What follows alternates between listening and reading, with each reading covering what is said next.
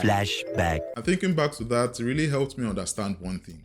Great deals are not found where everyone else is looking. Great deals are found where everyone will be looking in the next 5 to 10 years. In real estate, chasing instant gratification, chasing a shortcut is very, very dangerous. But I knew that if I could plan properly and find a place that had a great chance of appreciating in the next decade, the long-term plan, I could then in turn plan my life in a way that would allow me to live there immediately, like move there immediately, or at least give me the option of having an asset I could rely on in an inflation-troubled world. And with this, I pulled up my analysis of Ontario and started pointing out where most people were looking to buy a home. End of flashback. Surprise, surprise, everyone wanted to live in a GTA. And who could blame them? Who could really blame them? The GTA has the jobs, the entertainment, it has everything. You could earn a lot of money in the GTA. But for most people, living, renting, just general life in the GTA was sapping too much of their income. It was going towards mortgage or rent, and they hardly had much left over at the end of the month. As recently as 2022, we had people spending 119% of their income, yes, they passed 100% and still borrowed 19% of their income on average just to live in the GTA. To me, I really didn't see the point. Not that it's a bad thing, but that's not the kind of life I wanted to potentially expose myself to. Because the GTA just didn't fit with my long-term plan. I'd literally have to go back 10, 15, 20 years to buy a home from what my spreadsheet was saying. And my research has shown that even at that time, housing was still unaffordable. People were still complaining. I'd also come to the conclusion that people only left the GTA under two situations: by choice or by force. Because rent was expensive in the GTA 5 years ago.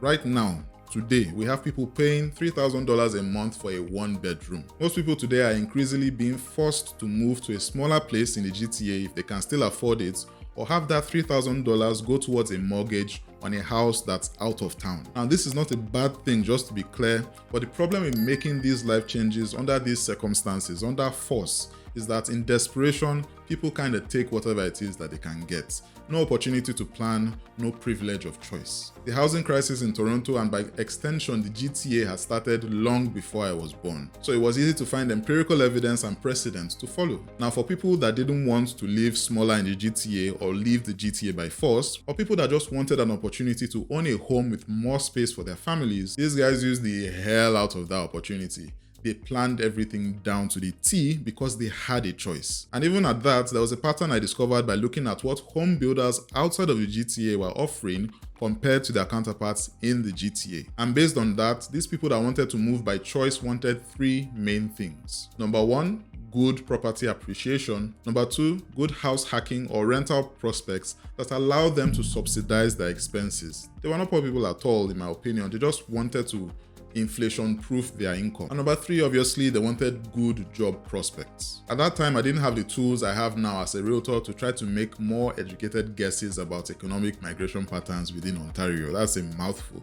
It's just a fancy way of saying that I didn't know why people were moving to certain cities based on my findings. It was just too random of a data set to try to make any sense of. There were lots of places that seemed to have potential. It was very difficult to point out that place that I knew would give me the appreciation, income potential, and good job prospects that I was looking for. I was basically an outsider looking in. And as long as I hadn't touched down and spoken to people on ground who knew the lay of the land, any city, town, or village I chose was just going to be a random shot in the dark, and I got very, very frustrated. So I took a break from my research and allowed my brain to cool down. And in a funny twist of fate, I actually went to check Naira Land to distract myself. Nothing much had changed. The same GCMS notes wala, the same visa office is not answering anybody's stress. And when I got tired of that, I went back to Matt Makiva's channel to do some more learning and daydreaming. In the midst of my daydream of owning a home in Canada, a random question, the answer of which would come to define the rest of my real estate journey, finally came to mind. And as it is with most things in life, the answer had been right in front of me the entire time. So I said to myself, where the hell is Matt Makiva? Because a good amount of stuff I had learned so far was from his channel. Matt is obviously in London. The guy has practically shown me at least the very basics of how to do real estate in London, with facts, figures, and empirical evidence. So I had to ask myself, is there any other person in any other place in all of Canada that you know has done the same? Of course, the answer was no. And with this, I had finally found the place I'd like to start my real estate journey. But there was still research to be done. Matt was not a new immigrant, and I had to adapt what I had learned to fit my situation. I had at the very least been gifted a North Star to follow. I spent the next few months on Realtor.ca. I remember finding this 6-bedroom triplex, renovated recently as at that time, in an amazing area going for about 450k. In my head, I and my wife would live in one 2-bedroom unit and rent out the other 4 beds for about $700 per month. If we could hustle 20% on 90k and put that as our down payment, our total mortgage expense on a monthly basis would have been about $1,900 every single month. And with $2,800 coming from the remaining 4 beds that we were not using, and keep in mind, this rent was going to cover their utilities and ours. Not only would we be living for free, but we will have $900 profit every single month. We would actually be getting paid to live in our own house. But all I could do was watch. House after house, opportunity after opportunity was just passing me by. There was nothing I could do. I got honestly a little depressed.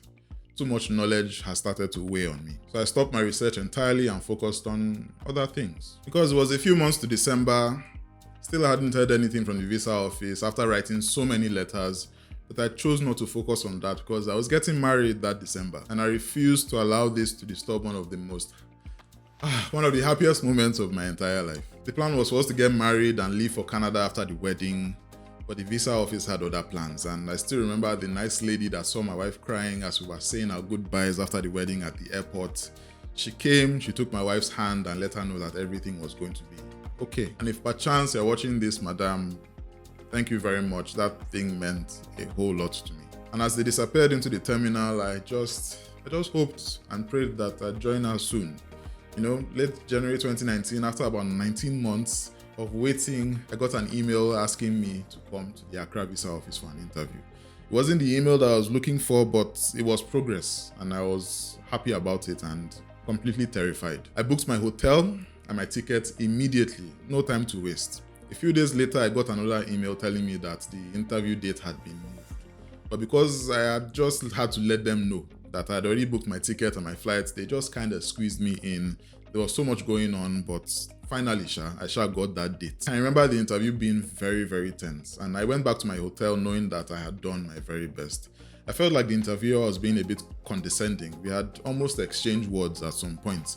He just couldn't match my age with my accomplishments, and I'm not trying to brag, but I was an investment banker / media entrepreneur with a movie on Netflix that had made it to the Toronto International Film Festival, among other things that I was doing like IT and so many other things. After the interview, I just took my file full of documents, my wedding album and certificates, which they had actually asked for to prove that I was married, threw them in my luggage and just collapsed on the bed. I was in a different place. I just wanted to close my eyes and just rest. And just as I was about to check Nairaland just to see other people's experiences, a call came in.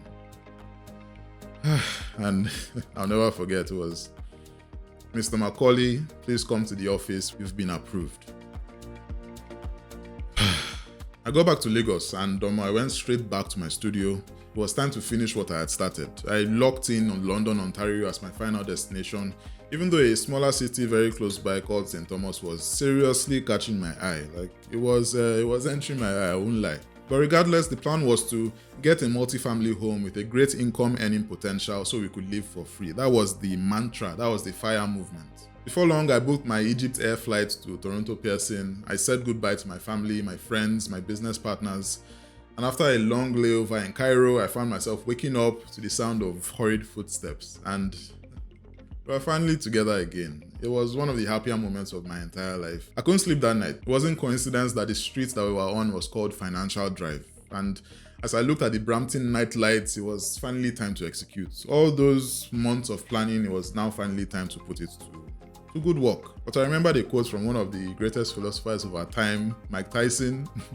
Everyone has a plan till you get punched in the mouth. This was undoubtedly going to be a wild-ass ride, and honestly, I was looking forward to it. Now, I'm still putting together the rest of the story, but so far so good. Subscribe, turn on the notification bell so you know when it drops. For now, let me know in the comments if you have any questions, and I'll see you in the next one, where I'm talking about how this plan went and all the ups and downs that we went through. Just laughing, thinking about all the things that we didn't know. I'll see you guys in the next one. Bye-bye.